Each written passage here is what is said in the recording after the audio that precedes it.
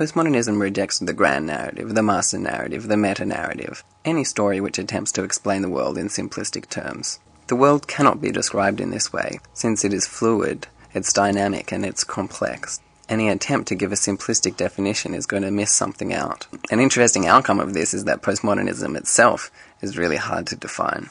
You can't give a simplistic definition of postmodernism, since it is fluid, it's dynamic, and it's complex.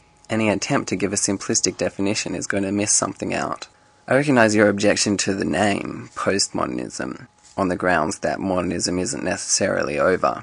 But I think most postmodernists would agree with you on this point, that postmodernism isn't necessarily meant to mean that thing which replaces modernism after modernism is finished, but rather that which comes out of modernism in a reaction to modernism, as an extension of modernism, as opposition to modernism.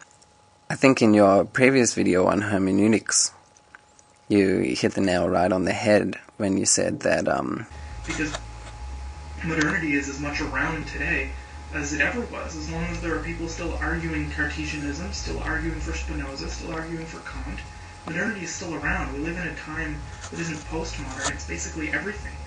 But I think that's what the postmodern is meant to mean, that time when there's just everything.